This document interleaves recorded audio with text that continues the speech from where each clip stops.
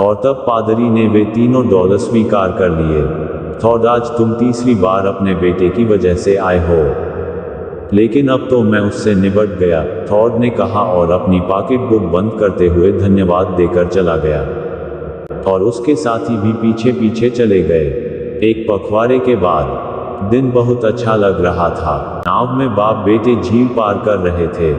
वे स्टोलिनदेन को ब्याहने जो जा रहे थे।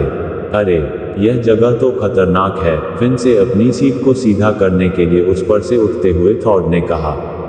जिस तख्ते पर फिन खड़ा हुआ था वह उसी क्षण उसके पैरों तले से खिसक गया। उसने हाथ फेंके, चिल्लाया और पानी में जा गिरा। थॉड चीखा, ले यह पतवार पकड़ ले, और फौरन खड़े होकर उसने पतवार फिन की तरफ फेंकी। किंतु फिन के हाथ में पतवार नहीं आई। उसने बहुतेरी कोशिश की और वह थककर अकड़ने भी लगा। अच्छा, जरा ठहरो, घबराओ नहीं, थॉड ने आश्वासन दिलाया और नाव को उसकी तरफ खेने लगा। तब तक बेटे ने पलटा खाया, एक आंसू भरी नजर से अपने बाप को देखा और गड़प हो गया। थॉड को अपनी आंखों पर विश्वास नहीं हो रहा था। नाव को एक ही जगह रोके हुए वह जगह को एकटक देखता रहा जहां अभी फिन डूबा था, जैसे उस जगह को एकटक देखता रहा जहां अभी फिन डूबा था, जैसे वह इंतजार कर रहा था कि अभी हाल ही मेरा ऊपर निकल आएगा।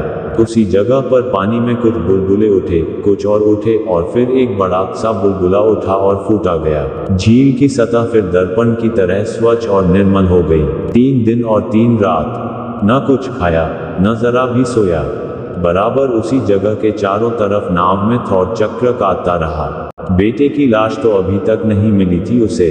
तीसरी रात खत्म होते होते लाश ऊपर उतर आई। उसे गोद में लेकर वह पहाड़ी की ऊपर अपने बाग की तरफ चला। करीब करीब 1 साल बाद पतझड़ की वह शाम, कमरे के बाहर दालान में कुछ आहट सुनाई पड़ी, जैसे दरवाजे की कुंडी खटखटा सा रहा था। पादरी ने जाकर दरवाजा खोल दिया। कमर झुकी हुई, सफेद बाल, लंबा और दुबला एक आदमी कमरे में आ घुसा। पादरी उसे काफी देर तक गौर से देखता रहा, तब खिंच जाकर उसे पहचान पाया। वह थॉड ही था। इतनी देर में घर से निकले हो? पादरी ने पूछा और फिर मौन होकर निश्चल खड़ा रह गया। हाँ, देर तो हो गई, कहकर थॉड कुर्सी पर बैठ गया। पादरी भी बैठ गया और जैसे कुछ प्रतीक्षा करने लगा। समय बीतता जा रहा था और बहुत सारा बीत गया, पर दोनों के दोनों चुप रहे। आखिरकार थॉड ने चुप तोड़ी, मैं गरीबों को कुछ देना चाहता हूँ, जिससे कि मेरे बेटे का नाम चलता रहे। यह कहकर वह उठा और कुछ $, मेज पर रख दिए और फिर बैठ गया। पादरी ने $, गिने। यह तो बहुत अधिक धन है, पादरी बोला। यह मेरे बाग की आधी कीमत है, आज ही मैंने बेंच कर चुका हूँ। फिर बहुत देर तक मौन बैठे रहने के बाद पादरी ने बड़ी विनम्रतापूर्वक कहा, तो फिर अब क्या करने का इरादा है? कुछ भलाई का काम। थोड़ी देर तक दोनों फिर चुप बैठे रहे।